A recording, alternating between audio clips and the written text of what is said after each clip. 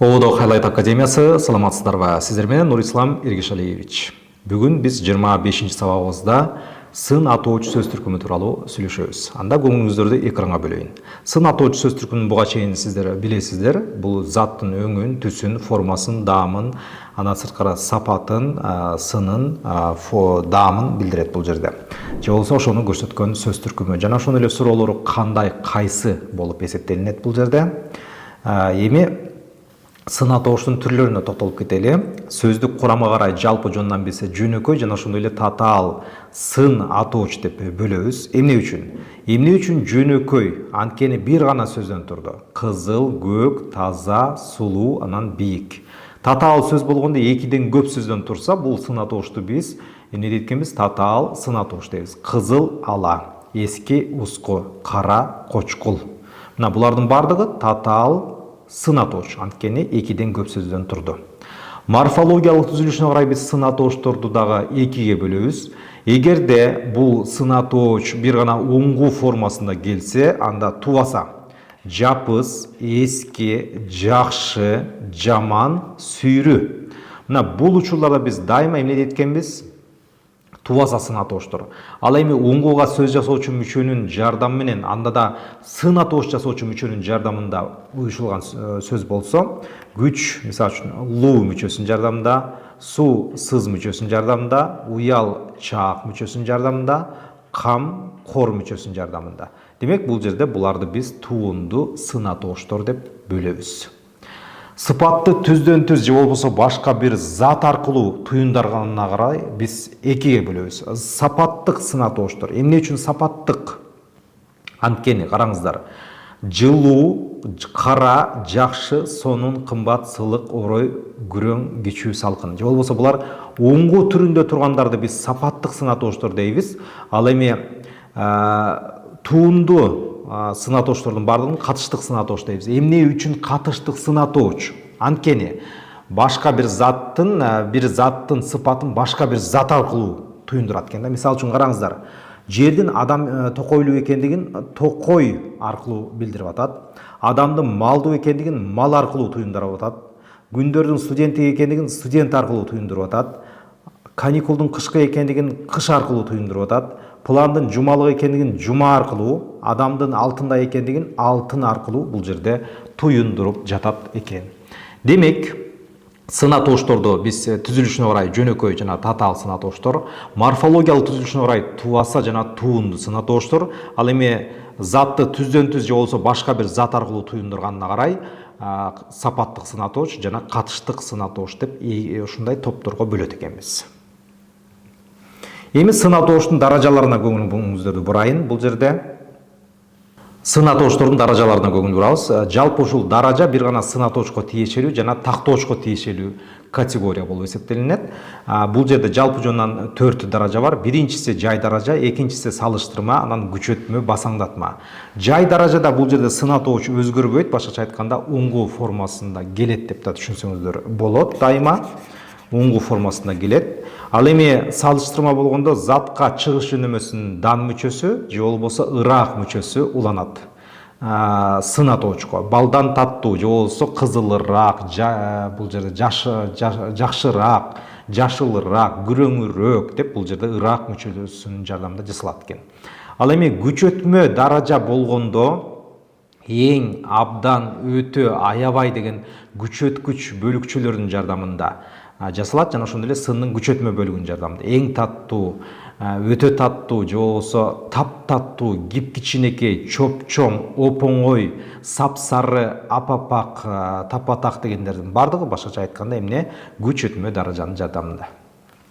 Ал эми басаңдатма болгондо ыш, гыл, ылжым, омук, гыч, ылтым, ылтыр деген сөздөрдүн мүчөлөрдүн жардамында жана жуумал, сымал деген көмөкчү сөздөрдүн жардамында жасалган даража экен. Караңыздар, агыш, гиргил, бозомук, саргыч, кызгылт, кызгылтым, көгүлтүр, ак жуумал, көк сымал, ак сымал, мына булардын бардыгы басаңдатма.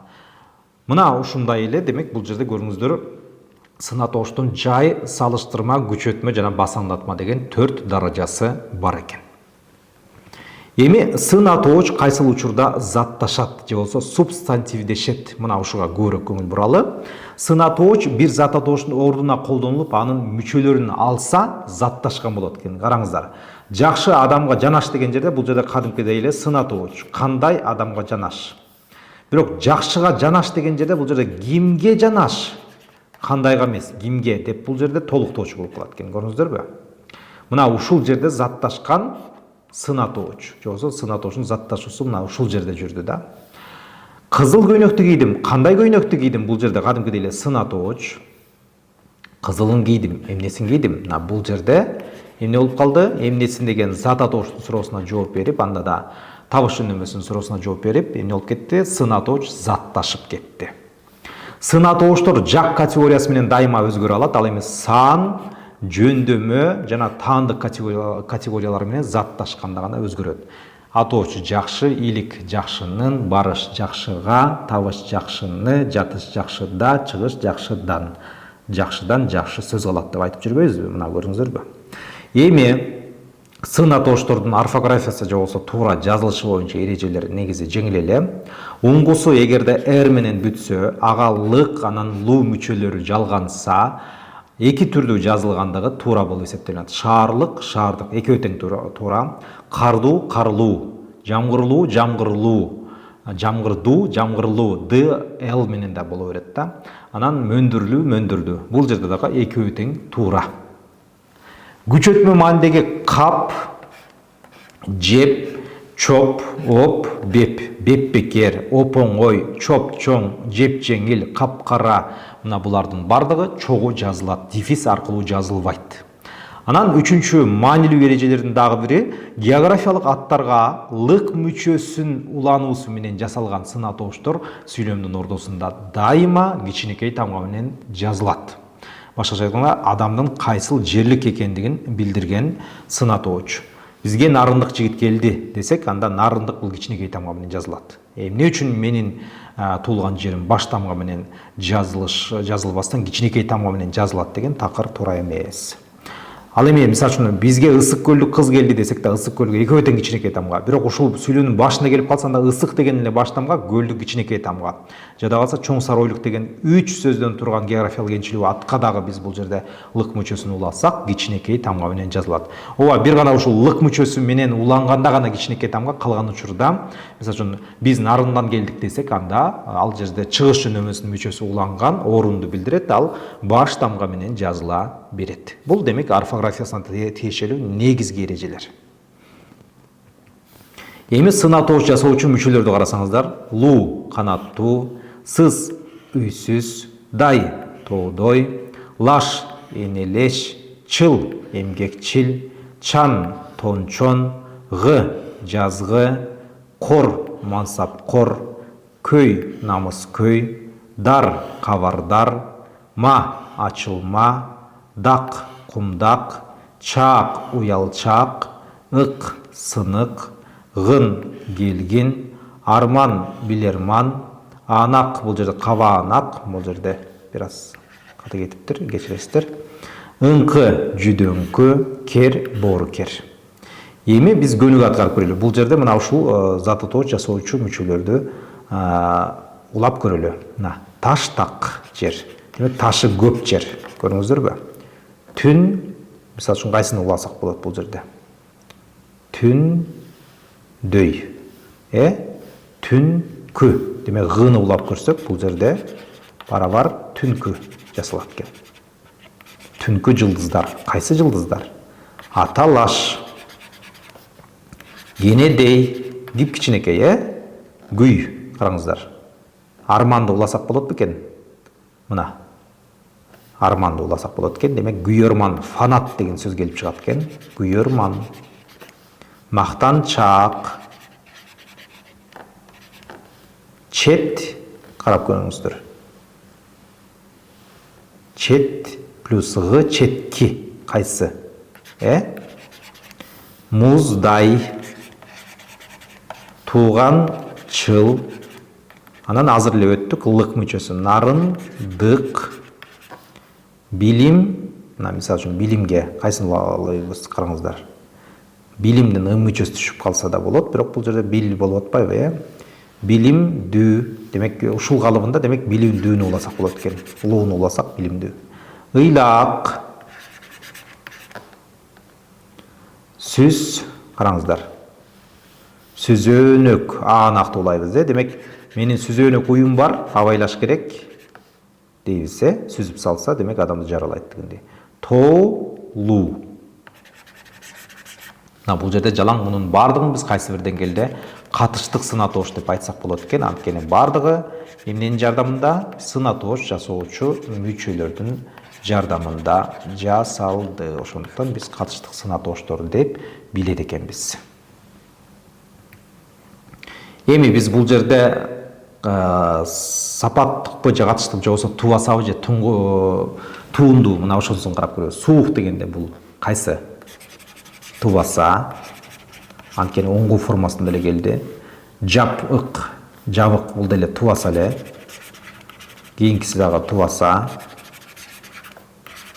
Бул туунду, себеби чыл мүчөсүнүн жардамында жасалды. Туунду. Кооз тубаса, анткени бул жерде оңгу формасында эле келди. Ири бул дагы тубаса, анткени эмне оңгу формасында. Каардуу десек туунду, анткени тубаса, туунду, кечиресиздер, бул жерде луу мүчөсүнүн жардамында жасалды. Калың дегенде тубаса, себеби оңгу формасында. Эски десек, бул жерде да тубаса. Тешик десек, бул жерде ык мүчөсү барбы? Карап көрөлү. Ык мүчөсү негизи жок экен. Демек, бул жерде бул дагы тубаса деп айтсак болот. Мына бул жерде сынатоочтун демек жасалышы, же болбосо морфологиялык түзүлүшү боюнча берилди көнүгүү. Эми бул жактан биз ката туурасын аныктап көрөлү. Кудай жок, бул жерде биз затташкан сынатууч барбы, жокпу, мына ошонусун карайбыз. Кудай жаштын тилегин берет. Кимдин тилегин берет? Жаштын. Караңыздар. Жаштын демек бар экен. Жакшыга жанаш, жамандан адаш. Демек бул жерде затташкан сынатууч бар. Жакшыга жанаш, жамандан адаш. Демек бул жерде да затташкан сынатооч экен. Сынатооч. Акылдуу менен мына затташкан сынатооч. Кандайым дебейбиз да, кими менен. Кооз гүлдөр бул жерде жөн гана сынатооч. Комуздун колго алган жеңи жок. Демек бул жерде эч кандай затташкан сынатооч дагы жана бул жерде сынатоочтун өзү дагы жок экен. Эми бул жерде орфографиялык карасаңыздар каталар барбы? Мына ошолорду. Сүйлөмдөрдөн ушул орфографиялык каталарды таап оңдоло. Группабызда памирлик кыргыздар көп. Эч кандай ката жок. Памирлик бул кичинекей тамга менен жазылат. Тырмагын капкара боёгондор көбүнчө өзүнө көңүл буруу жетишпегендер дешет. Демек бул жерде капкара деген чогуу жазылат. Себеби кап деген бул күчөтмө бөлүгү сындын. Ал чогуу жазылат деген эрежени өттүк. Эң сонун күндөр алдыда. Бул жерде баары туура. Эң сону деген күчөтмө даражада. Эртең күнү абдан ысык эки бөлөк жазылат. Ушул жерде ката бар экен. Кийинкиси ажардуу жүзүнө ак жоолук да куп жарашыптыр. Ак жоолук туура эле. Жашоодо түрлүү кызыктарга көп жолугасың. Түрлүү, эгерде уңгусу эр менен бүтсө, ага луу мүчөсү уланса, эки түрдүү жазыла берет деген эрежени өттүк. Демек бул туура экен.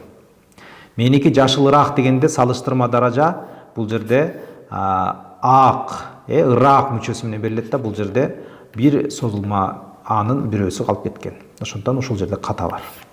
Айтканың туп туура дегенде жерде да мисалы үчүн күчөтмө сындын туп деген бөлүгү эки бөлөк жазылып калган. Демек бул чогуу жазылыш керек. Айтканың туп туура, бул сапар сага кошулам. Көрдүңүздөрбү? Демек мына ушул жерде ката бар экен. Эми бул жерде карап көрөлү биз уңгусу эр менен бүткөндө экөө тең туурабы же бирөө туурабы? Мына ошону карайбыз. Бирөөсү туурабы? Ажардуу, ажарлуу эр менен бүттү, демек экөө тең туура. Бул дагы туура, бул дагы туура. Бул да эр менен бүттү, демек экөө тең туура. Ажардуу, адырлуу, адырлуу. Жарлуу, жардуу, бул дагы туура, бул дагы туура. Уурулук, уурудук дегенде уурудук. Мына демек бул жерде у менен бүттү, ага лык мүчөсү уланды да, уурулук деп жазылат, уурудук деп жазылбайт. Жердик, жерлик, бул жерде экөө тең туура экен, анткени эр менен бүттү. Куурдак, куурлак. Бирок куурлак деп жазылбайт, анткени бул жерде дак мүчөсүнүн жардамы жасалды. Демек, бул сынатооч боюнча орфографиялык атайын бир көнүгүүлөр сиздерге сунушталды. Сынатооч боюнча биз сунуштаган онлайн тестти дагы сөзсүз түрдө биздин платформадан аткарыңыздар. Сынатооч боюнча негизги эрежелер менен таанышсаңыздар деп эсептейбиз. Кийинки сабакта амандашканча жакшы туруңуздар.